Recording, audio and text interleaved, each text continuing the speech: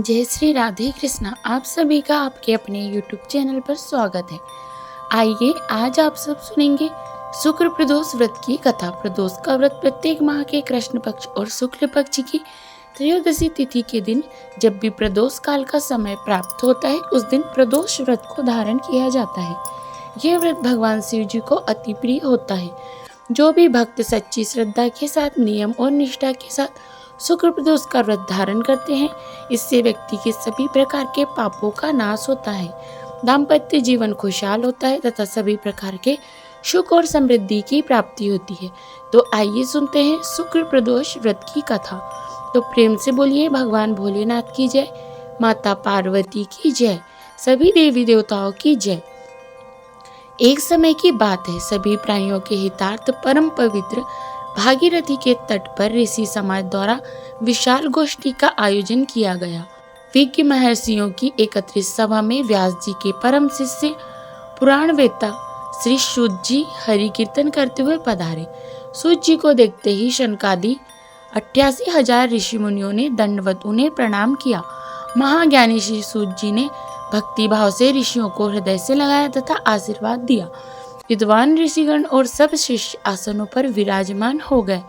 मुनिगण विनीत भाव से पूछने लगे कि हे परम दयालु, कली काल में भगवान शंकर जी की भक्ति किस आराधना द्वारा उपलब्ध होगी, हम लोगों को बताने की कृपा कीजिए, क्योंकि कलयुग के सभी प्राणी पाप कर्म में रत होकर वेद शास्त्रों से विमुख रहेंगे।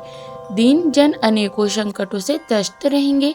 हे मुनि श्रेष्ठ, कली काल में सत्कर्म की ओर किसी की रुचि नहीं होगी। जब पुण्य क्षय हो जाएगा तो मनुष्य की बुद्धि असत्मों की ओर प्रेरित होगी, जिससे दुराचारी पुरुष वंश सहित समाप्त हो जाएंगे।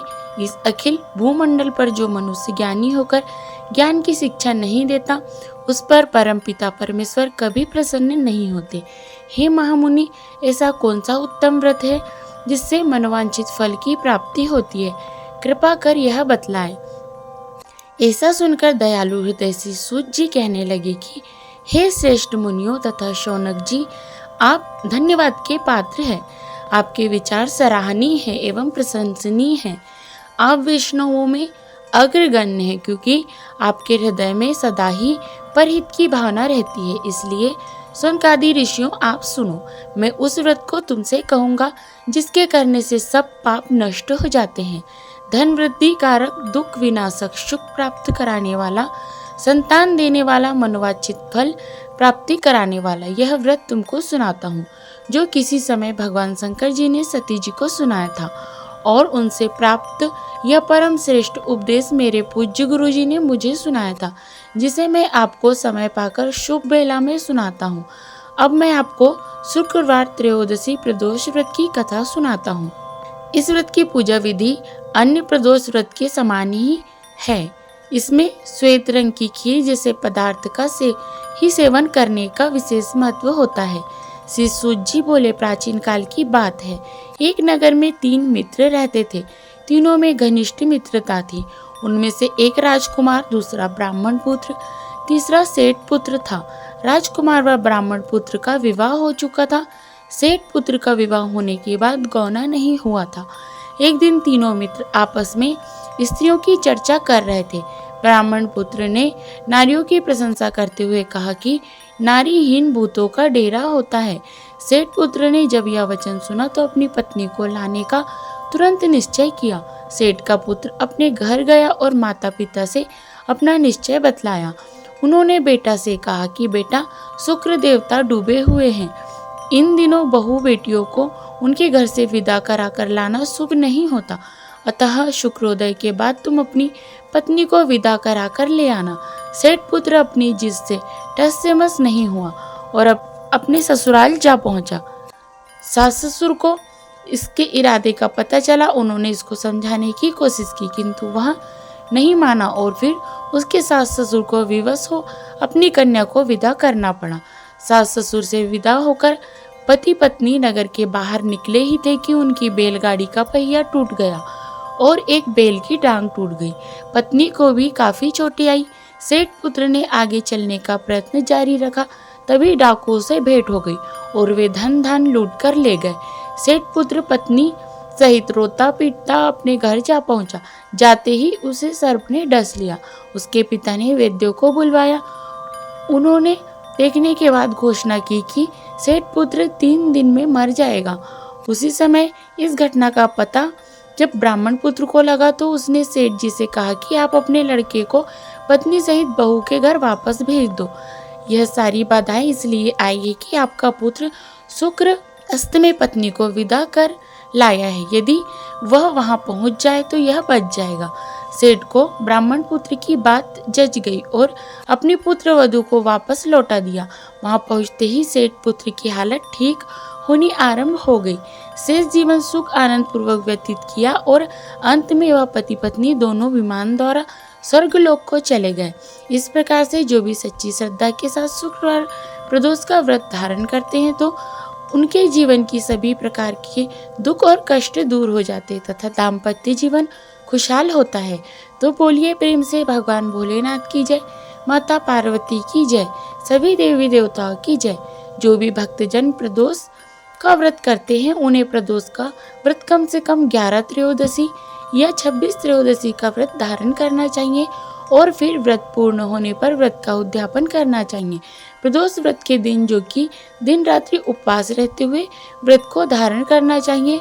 जो उपवास नहीं कर पाते, जिनका स्वास्थ्य सही ना हो तो एक समय फलाहार ग्रहण करके व्रत को धारण करना चाहिए और इस दिन भगवान शिव जी का पूरे विधि विधान के साथ पूजन करना चाहिए। भगवान शिव जी का अगर मंदिर में पूजन कर रहे हैं तो मंदिर में पूजन सामग्री लेकर के भगवान शिव जी का पूजन करें।